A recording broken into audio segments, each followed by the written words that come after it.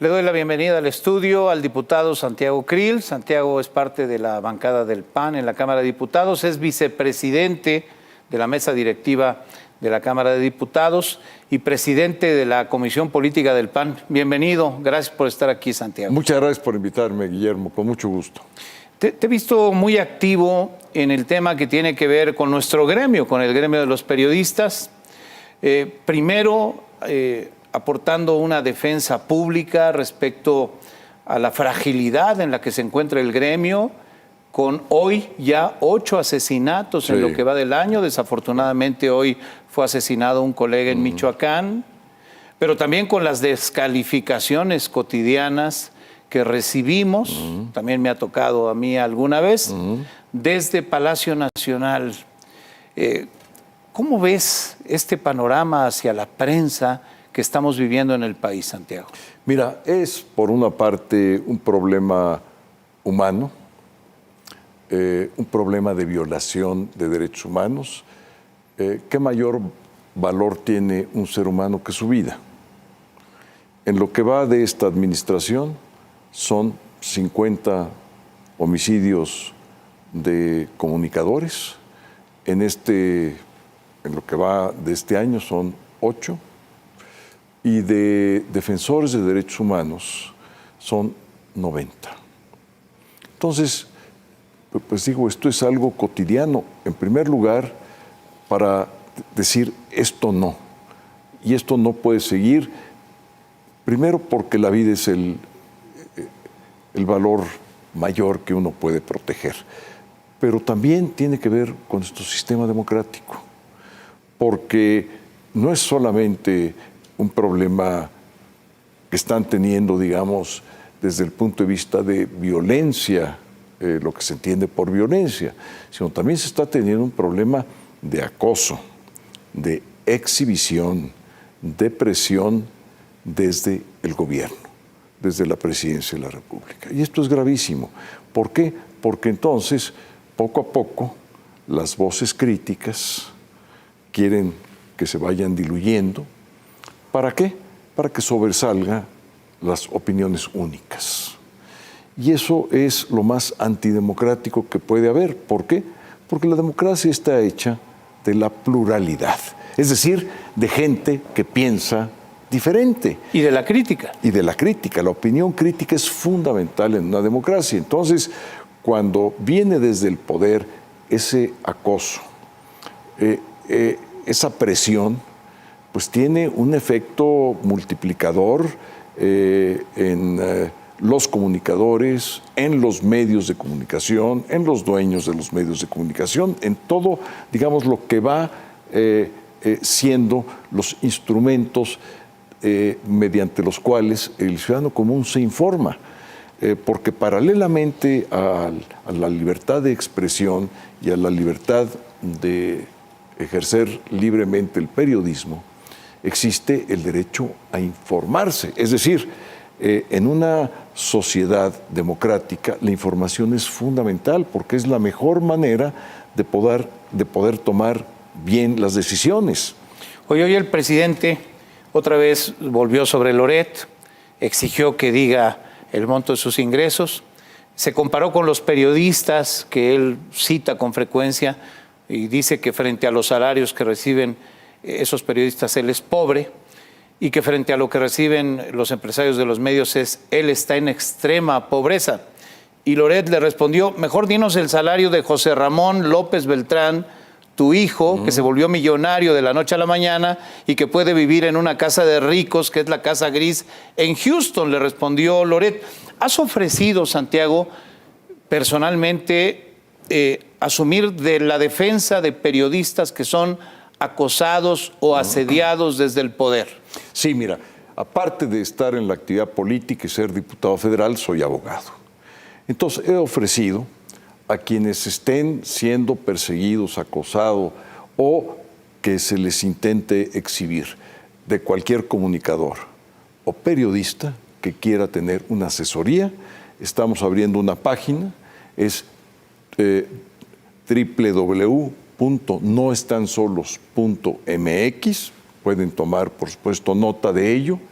Y escribirnos a nuestra página, hay todo un formulario que hay que llenar, es algo bastante sencillo y nosotros tomamos la asesoría jurídica, hacemos las denuncias correspondientes, sea en primer lugar a la Secretaría de Gobernación, a la Comisión Nacional de los Derechos Humanos o directamente a los jueces, dependiendo los casos. En fin, por supuesto, lo estamos haciendo pro bono. Guillermo, esto es algo que ideamos y pensamos en nuestra oficina. Cuando dije la idea con mis antiguos colegas, quienes trabajan en su despacho, dijimos, Santiago, te ayudamos, vamos haciendo un equipo de tal manera que podamos también aportar nuestros conocimientos y el ejercicio de nuestra profesión, independientemente de lo que subo a tribuna. Hoy defendí lo del Parlamento Europeo, la Te voy a preguntar sobre eso. No? Esto no tiene ningún interés económico. Entiendo. No, por supuesto que pro bono es pro bono, es gratuito. Es gratuito. Así, en buen castellano. A ver, leí tu carta de este fin de semana, fue un fin de semana de comunicados. Exacto. Primero, el que desde mi punto de vista es un muy desafortunado comunicado, que el presidente López Obrador confesó, redactó él mismo, respondiendo al Parlamento Europeo, cuando el Parlamento Europeo está expresando una preocupación por lo que pasa en México, sí, claro, por los crímenes de periodistas, por el asedio a periodistas. Pero bueno, leí el que escribió Ricardo Monreal. Bueno, Ricardo Monreal está en la situación en que está, busca una reunión del más alto nivel con el Parlamento, tratando de justificar un poco al presidente, pero tú escribiste una carta muy directa admitiendo lo que está pasando en el país. Y bueno, déjame citar a Anthony Blinken, a quien también descalificó el presidente, secretario de Estado de los Estados Unidos, hizo un señalamiento en el mismo sentido. La Alta Comisión de Naciones Unidas para los Derechos Humanos, encabezada por la expresidenta de Chile, Michelle Bachelet, también hizo un pronunciamiento, y Amnistía Internacional le enmienda la plana al presidente de México y le dice: toma nota de lo que te están diciendo y actúa en vez de quejarte, ¿no? Tú estás en ese tema también. Así es, porque mira, el Parlamento Europeo funciona en relación, digamos, a la defensa de los derechos humanos a través de un tratado internacional que suscribió la Unión Europea con México. Ese tratado es del año 2000, tiene una cláusula democrática en donde quienes son parte de ese tratado se obligan a respetar y hacer respetar los derechos humanos. Y cuando no, el Parlamento Europeo puede hacer una resolución y marcar un señalamiento. Y esto está de acuerdo con un tratado que México ha suscrito. Es decir, como dice la Constitución, es la ley de la nación. O sea, no es que sea una actitud injerencista, como lo dijo el presidente. El presidente desconoce lo que es la Constitución. La Constitución, en su artículo 133, y perdón por ser tan específico, establece que los tratados suscritos por México y ratificados por el Senado son ley de la nación. Es como si fuera el Código Civil o el Código Penal. Tienen inclusive mayor jerarquía que estos dos códigos que acabo yo de citar. Bueno, entonces, ¿qué es lo que sucede? Que en uso del ejercicio que da ese tratado, el Parlamento Europeo hace estos señalamientos y recibe una respuesta del presidente, pues, inaudita. Grosera incluso. Les dice borregos. Infórmense bien. A 705 integrantes del Parlamento Europeo, pertenecientes a 27 naciones independientes, las democracias más antiguas del mundo, ahí están. Oye, de los cuales Francia, más de 600 votaron a favor, más de 600. Solo 2 en contra y los demás se abstuvieron. Así es, 70 abstenciones, justamente. Entonces tú imagínate toda la serie de calificativos que les endilgó el presidente, pues de una manera, en fin, que hace quedar muy mal a México. Yo estoy molesto porque como mexicano ese no es el país ni la imagen que quiero yo de mi México.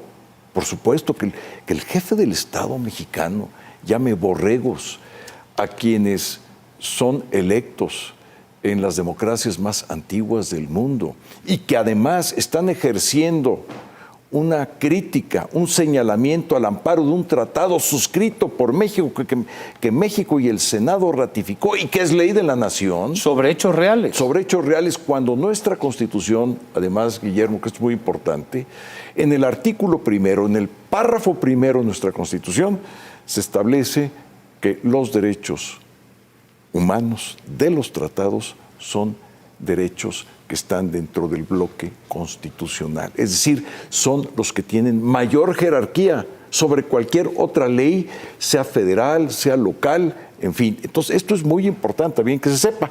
Y dentro del mismo artículo primero, que esto es muy importante también, se establece que los derechos humanos tienen una característica fundamental, son universales, van más allá de nuestras fronteras. Y por eso en la reforma del 2011, cuando hicimos la gran reforma de derechos humanos, se incluyó como un principio fundamental para que esté sometido el Ejecutivo al establecer sus relaciones con el exterior, que sean los derechos humanos.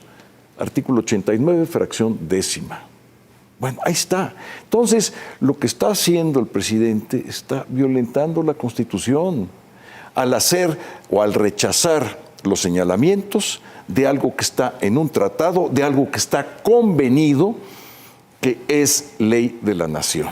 Hay que decir adicionalmente, si me permite, Santiago Krill, que está en vías de aprobación en el propio Parlamento Europeo la modernización o la actualización de un tratado entre México y la Unión Europea que no solo tiene que ver con aspectos comerciales y económicos, sino también con todo esto que tú estás refiriendo, con Exacto. situaciones políticas, sociales y de valores y respeto a los derechos humanos.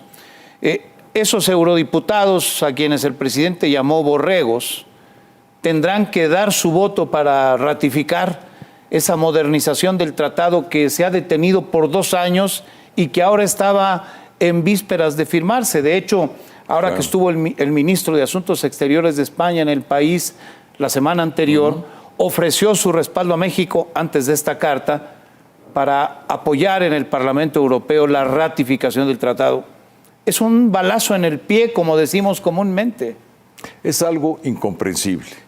Después del mercado de los Estados Unidos y del Canadá, el mercado más importante para nuestras exportaciones, para nuestra planta industrial, para quienes generan los empleos y pagan los salarios, es precisamente el mercado europeo. Y el acuerdo del que tú hablas, que se va a suscribir, es un acuerdo global que va a permitir que quienes exportan de México hacia Europa lo puedan hacer con mucho mayor facilidad, puedan abarcar mayores mercados en una situación de mucho mayor eficacia. Entonces, no se entiende cómo en estas circunstancias el presidente le responde así al Parlamento Europeo, quienes tienen que ratificar ese tratado, porque no es solamente un tratado comercial. Hoy en día, y esto es muy importante que se sepa, los tratados comerciales ya, digamos, hay que verlos de manera integral. ¿Por qué? Porque tienen un componente de derechos humanos, siempre ya.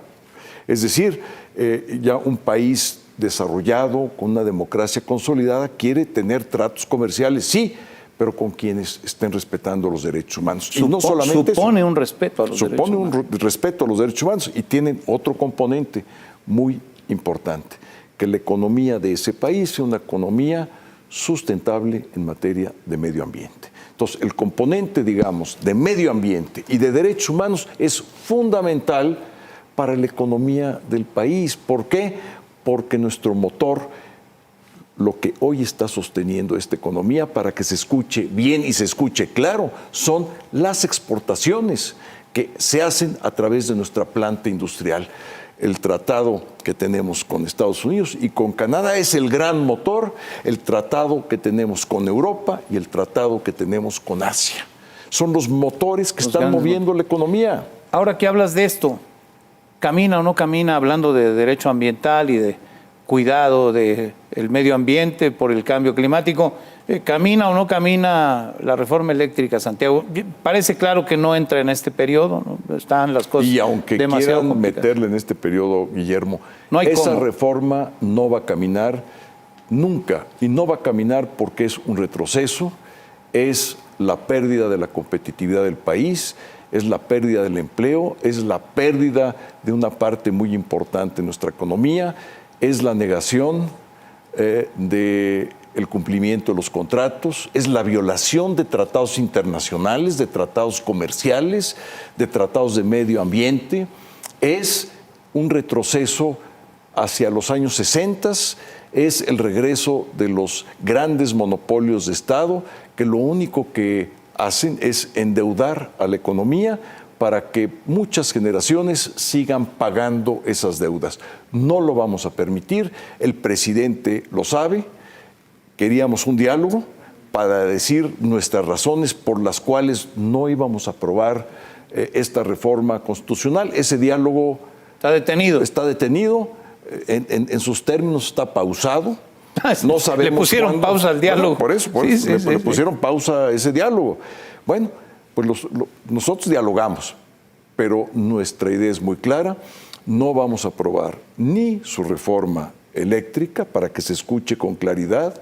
No vamos a aprobar tampoco la militarización de este país a través de la inserción de la Guardia Nacional en las Fuerzas Armadas, y mucho menos vamos a permitir que se vaya a afectar la autonomía y la independencia del INE y su actual integración. Vamos a defender a los consejeros ciudadanos, a las consejeras, porque este país amerita tener a un árbitro electoral independiente y autónomo. Entonces, que esto está muy claro. Podemos platicar de muchas cosas y de esto también, pero ya saben cuál es nuestra posición. Déjame preguntarte finalmente, Santiago Krill, la detención del Bronco. Mira, es algo que estoy yo conociendo hace un par de horas. Todavía como que no se sabe con claridad, digamos, o al menos... Está sustentado en una denuncia que había interpuesto el actual gobernador contra el entonces gobernador, Samuel era senador, por delitos electorales y desvío de recursos públicos. Aparentemente por una recolección de firmas. Exacto. Que se hacen con servidores públicos durante, digamos, los tiempos que deben de estar trabajando en el gobierno o en la función pública. Yo creo que hay que ver que se deslinden claramente las responsabilidades. Por supuesto que si es culpable, que se le aplique la ley, y todo esto que se haga en términos, digamos, de un debido proceso, Guillermo. Yo creo que es lo que podemos pedir, no solamente para el Bronco, sino para cualquier mexicano que se encuentre en esa circunstancia. Está también la alcaldesa de Cuauhtémoc, en una situación igualmente que lo que estamos pidiendo es... Eso parece ser algo de otro tipo. Con un ángulo de carácter político. Sí. Entonces son cosas que estamos muy alertas. Tenemos el caso de Ricardo Anaya también, que tiene ese otro tinte de carácter político muy claramente, y otros casos, porque el uso de la justicia en este país es otro de los grandes problemas. No solamente estamos hablando, por supuesto, de un principio básico que es la libertad de expresión, pero la libertad de prensa, pero la administración de justicia está en problemas en el país. ¿Para fines políticos? La procuración de ¿O para justicia, fines personales? Exacto. Entonces, todo esto, digamos, es lo que está en juego. Y por eso yo creo que es muy importante que la gente pueda informarse con comunicadores y periodistas libres como tú, Guillermo, y que puedan hacerse su propio criterio. Todo mundo tiene derecho a estar informado para cada quien pensar, y valga la expresión, como le dé la gana. Porque esa es la libertad de las cosas. Santiago Krill, no sabes cuánto te agradezco que te hayas tomado el tiempo para venir al programa. Están ustedes muy emproblemados ahora ahí en el Congreso, pero aprecio mucho que te hayas tomado el tiempo para venir aquí. Un gusto verte, Santiago. Igualmente para mí. Muchas gracias. Enseguida